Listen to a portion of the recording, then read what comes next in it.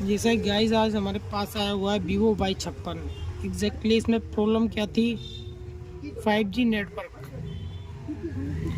Customer का voter damage set था। ये 5G नेटवर्क बिल्कुल नहीं आ रहा था इसके अंदर। हमने पूरे वोटर को ट्रेस किया, ये दूसरे एक दुकानदार के पास से आया हुआ था।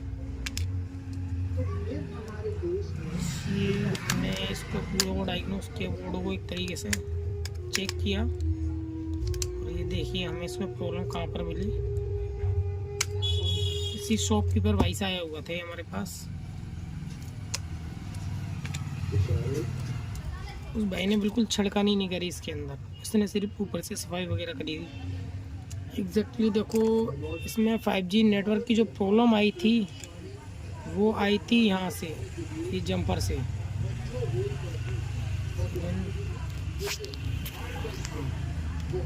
ये देखिए गाइस, हाँ, यहाँ पर एक 12X की आईसी होती है। इसके बगल में ये 3-4 छोटे छोटे कंपोनेंट होते, रेजिस्टेंस और कंपोनेंट होते। इनमें से अगर कोई लीकेज हो जाता है, डैमेज हो जाता है, जिसकी वजह से हमारा फ़ोन प्रॉपरली तरीके से 5G कनेक्टिविटी नहीं पकड़ता, नेटवर्क आते जाते नेट बिल्कुल नहीं चलता, कॉलिंग नहीं होती है, वोल्टी वगैरह कुछ भी नहीं आता है।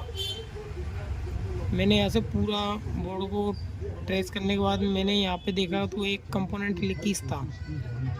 मैंने कंपोनेंट हटाया तो नीचे सप्लाई भी ख़त्म थी। हमने जस्ट इधर वाले कंपोनेंट से एक जंपर उठा के सीधे इस वाले कंपोनेंट पे दे दिया, क्योंकि यहाँ की सप्लाई डायरेक्ट यहाँ से आ रही है और इस वाले कंपोनेंट की जो हमारा डैमेज कंपोनेंट था उसकी सप्लाई यहाँ तक पहुँची, तो हमने डायरेक्ट यहाँ से यहाँ जंपर कर दिया। अब इसमें 5G नेटवर्क भी आ रहा है, प्रॉपरली नेटवर्क भी चल रहा है, सब काम सही हो रहे हैं, यानी प्रॉपर तरीके से नेटवर्क और 5G कनेक्टिविटी सारा कुछ हो रहा, कॉलिंग वगैरह वोल्टी वगैरह सारी चीज़ चल रही है। 80% जो वीवो के मॉडल होते हैं, Y56 होया, Y33, ये जितने भी मॉडल है Vivo Y20 वगैरह, इन सब के अंदर आपको ये 12X की आईसी ज़रूर मिलेगी। 80% मॉडलों में वीवो में मिलेगी। जिधर भी नेटवर्क सेक्शन है, किसी के अंदर 4G वोल्टी होती है, किसी के अंदर 5G होती है।